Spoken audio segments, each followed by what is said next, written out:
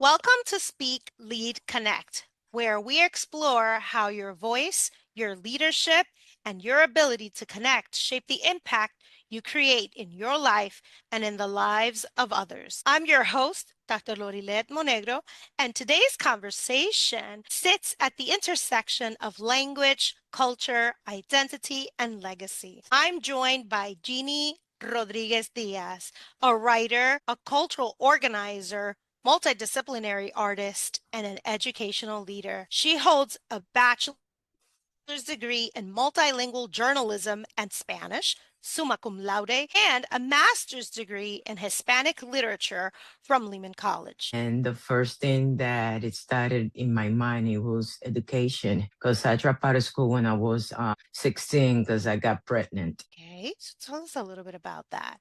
Well, to go back a little to the beginning, I came here in 1985 when I was 12 years old, and I was in a community that unfortunately education was not the force, right? It was in a community with a lot of criminals and very dysfunctional families in that neighborhood. But when I saw myself doing all the process to go to a community college to hostels, and at the age of 29, because I used to say, mi último año loco van a ser los 28, like my last crazy year is going to be my 28th, because in Dominican Republic, Kilometer 28, there was a mental hospital, and they say el manicomio de los locos.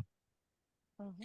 So I party into hitting rock bottom, but then in fall of 2002, when I was 29, I found myself in a community college, and I was like, oh, wow, like I didn't believe it was going to be possible, but I did it. And since that time, then I just started like working towards the things that I said I was going to do, but also was also a time that I was very anxious, because instead of being present in the moment, I was like, okay, if I said to myself that I was going to go to school and here I am, so now I'm going to say that I'm going to be a writer. I'm going to write a book. Say, oh, there is a process. You need to write a petition and a waiver for those businesses around that street, saying that it doesn't interfere with their business. Mm-hmm. You need to gather 100, you need to get 100 signatures from resident of Villa Avenue, their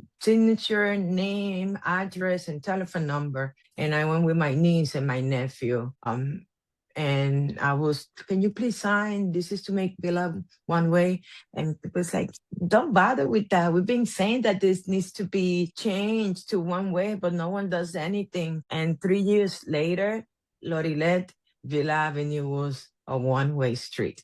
When I went down and I saw the sign, do not enter one way, I was like, oh my God, that was something that I did, right? So I'm thinking here in terms of basically writing an expression as the concept in the way you work. And let's just kind of get a little bit into it. I feel like it's important to connect the ideas that we've been talking about. What calls you basically to write, and like what truths do you feel responsible for protecting? Because I'm sure there are things that kind of like, I got to write about this. And then there are things that, there's some things that are truths that I got to be responsible and protect, because I'm sure there are things you're like, no, I don't want to write about that, You're right, because there has been moments that it's just so much that a person might be going through in their living environment, emotionally, mentally, right? So for me,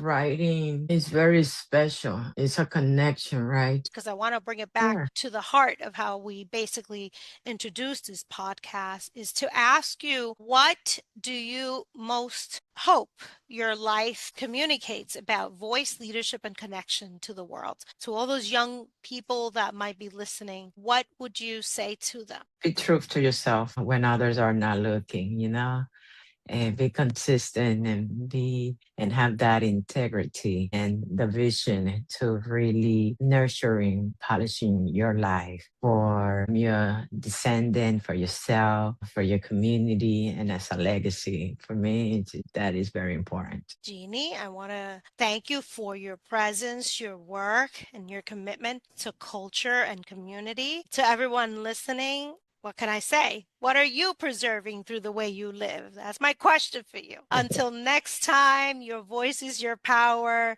your leadership is your legacy, and your connection is your bridge to transformation. So go out there and communicate